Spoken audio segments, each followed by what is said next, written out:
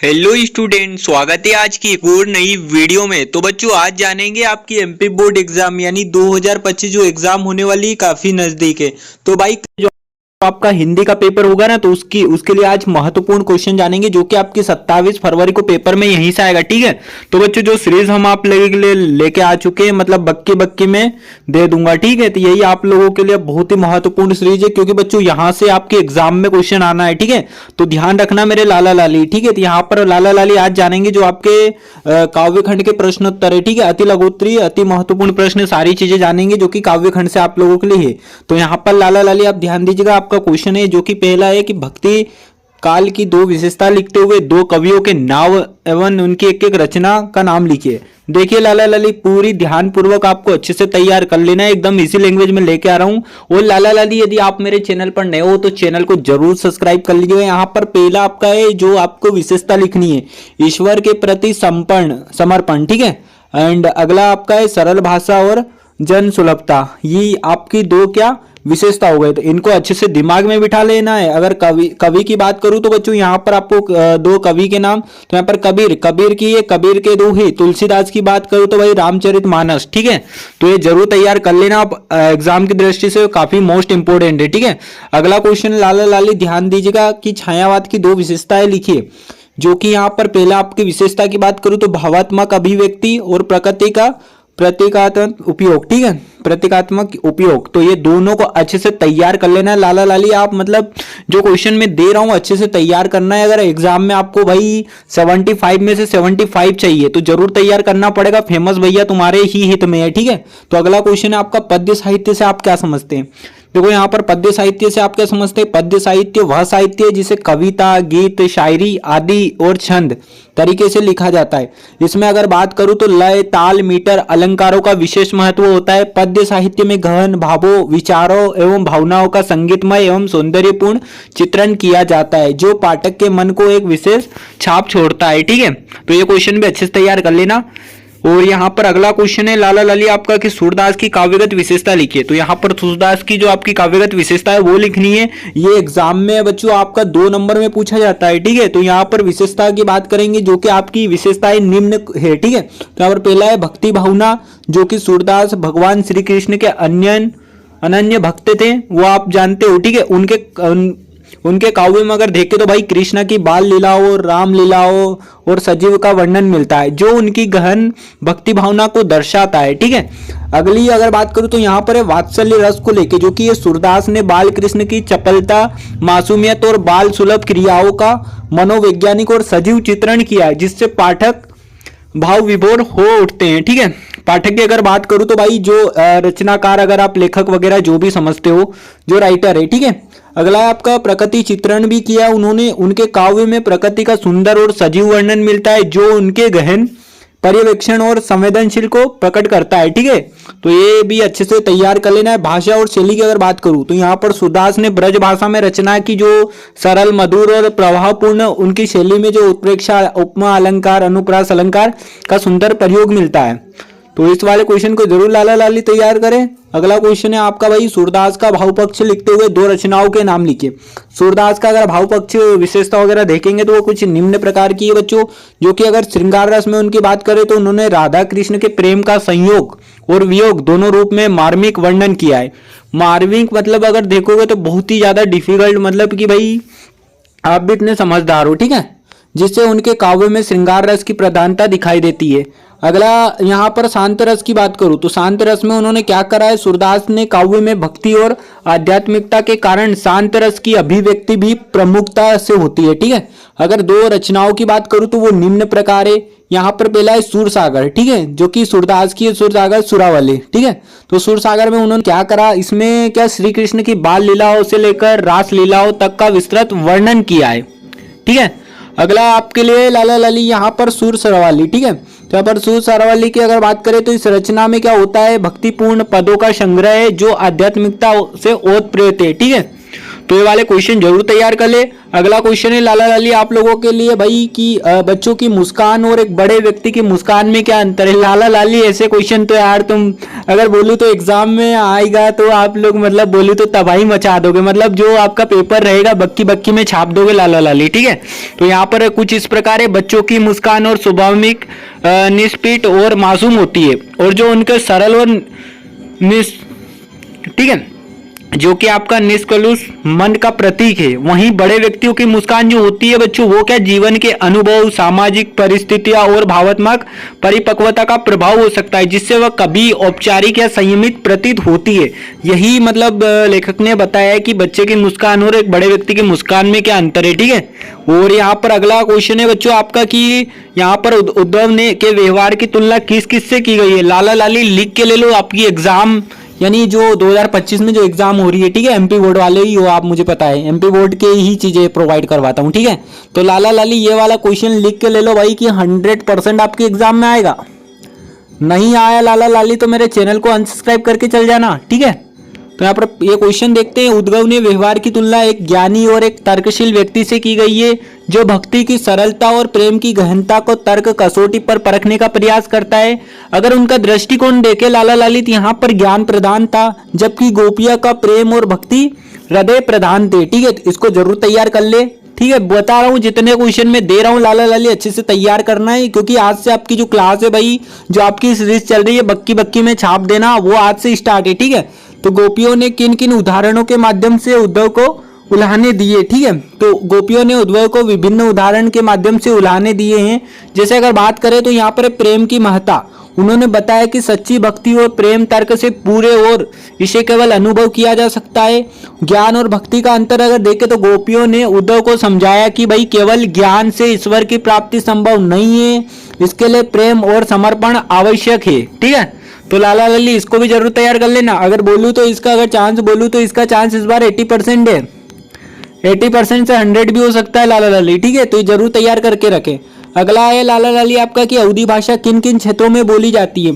तो अवधी भाषा मुख्यतः उत्तर प्रदेश और मध्य प्रदेश में बोली जाती है। इसके अगर प्रमुख क्षेत्र की बात करें तो लखनऊ हुआ, फैजाबाद हुआ, अयोध्या, बाराबंकी, उन्नाव, रायबरेली, सुल्तानपुर, प्रतापगढ़, जौनपुर, मिर्जापुर, वाराणसी, इलाहाबाद, प्रयागराज और आसपास के जितने भी क्षेत्र हैं। इसके अलावा अगर बात करें बघेलखेंड में क्षेत्र में अवधी की एक शाखा बघेली के रूप से प्रचलित है, ठीक है। तो ये क्वेश्चन जरूर तैयार कर ले, आ सकता है आपका, हाई चांस है। अगला क्वेश्चन लाला लाली आपका कि गोपियों के अनुसार राजा का धर्म क्या होना चाहिए।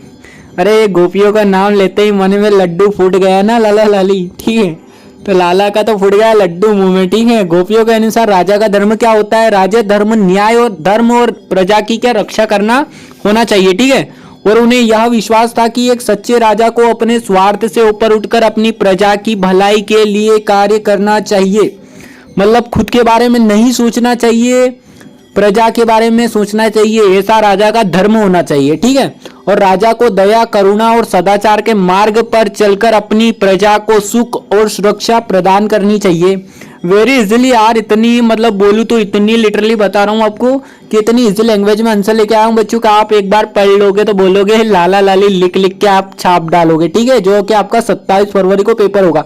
गोपियों के विचार में राजा को अपनी प्रजा के प्रति प्रेम और उत्तरदायित्व का भाव रखना चाहिए, जैसा भगवान श्री कृष्ण ने गोकुलवासियों के प्रति दिखाया था, उसी प्रकार गोपियों के अनुसार राजा का धर्म होना चाहिए, ठीक है बच्चों। तो ये जरूर तैयार कर लेना लाला लाली। अगला आपका है कि भाई कृष्ण के प्रति अपने अनन्य, ठीक है, अनन्य प्रेम की गोपियों ने किस प्रकार अभिव्यक्त किया है।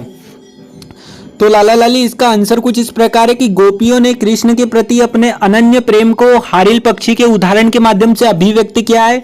जिस प्रकार हारिल पक्षी सदैव अपने पंजे में कोई लकड़ी, ठीक है, अथवा तिनका पकड़े रहता है, उसे किसी भी दशा में नहीं छोड़ता है, उसी प्रकार गोपियों ने मन और कर्म वचन से कृष्ण को अपने हृदय में दृढ़ता पूर्वक बसा लिया है।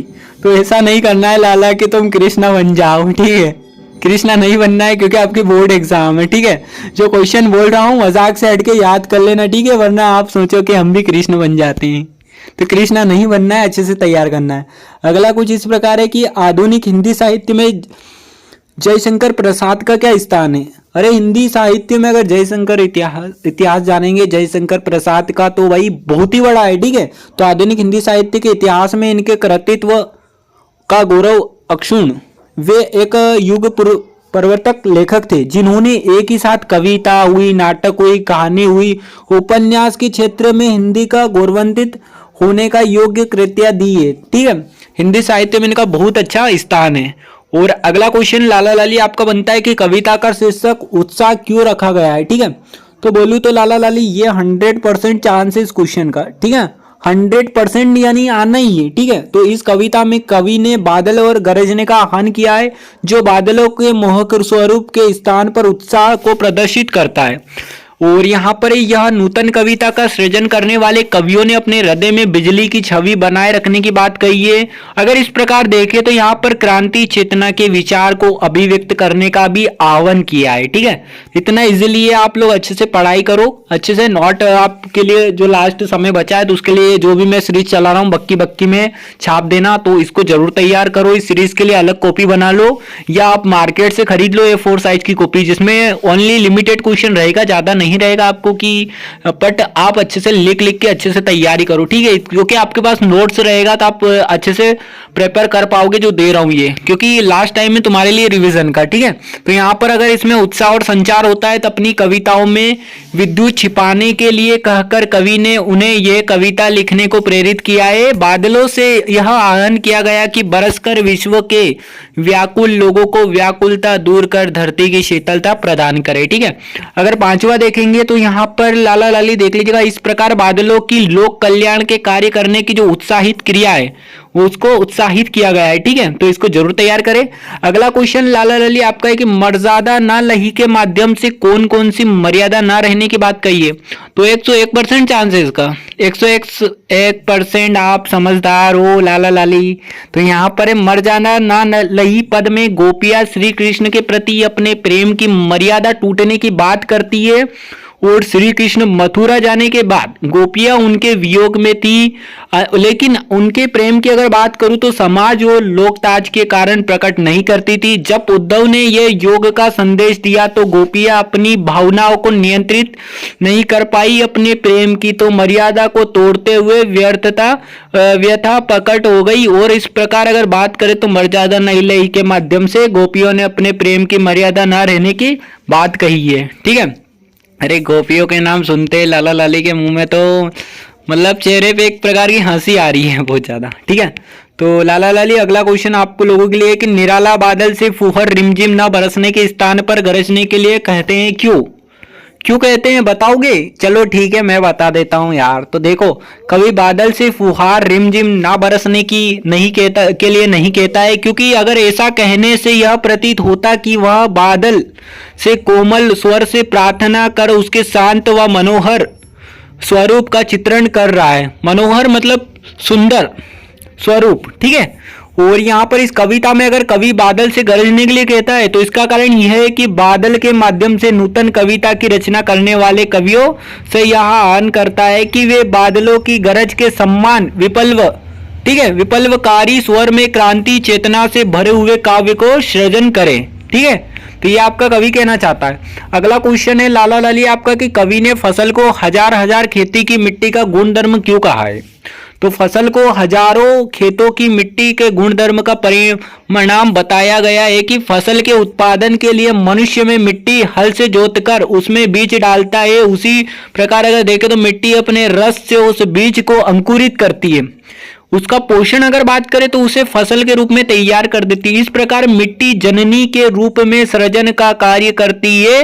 और इस पंक्ति में मिट्टी की उर्वरा शक्ति और सृजनात्मक और गुणधर्म की बात कही गई है, साथ ही पोषण करने की प्रवृत्ति को भी रेखांकित किया गया है। तो इस क्वेश्चन को जरूर तैयार कर ले, 80% चांस है ऐसे क्वेश्चन भी आ सकते हैं ना। तो जो दे रहा हूं लाला लाली आपको तैयार करना है आपको। और बाकी सब्जेक्ट आपका तो हिंदी हुआ, सोशल हुआ, साइंस हुआ, मैथ हुआ, इंग्लिश हुआ, सभी तुमको तैयारी करवाई जाएगी एग्जाम के पहले, ठीक है। तो बने रहना आप अपने यूट्यूब चैनल पर। और यार दोस्तों को जरा शेयर कर दो। और अभी तक लाला लाली आपने वीडियो को लाइक नहीं किया तो वीडियो को लाइक करो और एक प्यारा सा कमेंट दिखा दो, ठीक है। और दोस्तों को शेयर कर दो। अगला अगला क्वेश्चन है, लाला लाली उत्साह कविता में बादल किन किन अर्थों पर और संकेत करता है। तो इस वाले में अगर बात करें तो कविता उत्साह में बादल अनेक अर्थों की ओर संकेत करता है।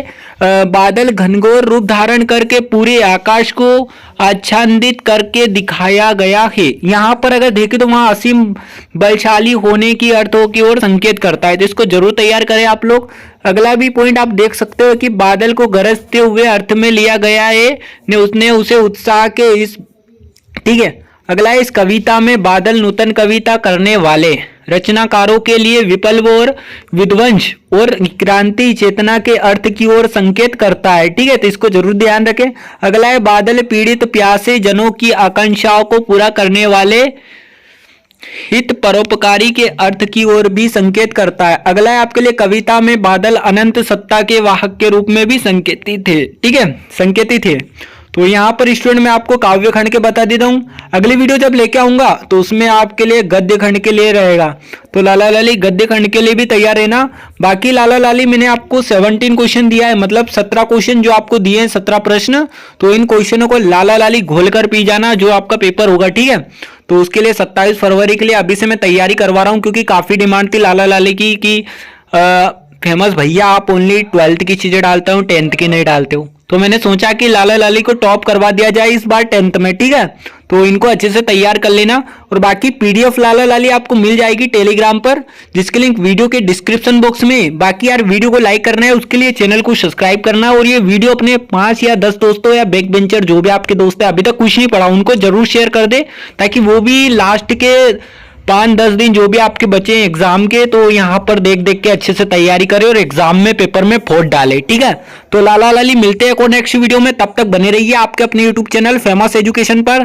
Thanks for watching, take care, bye bye.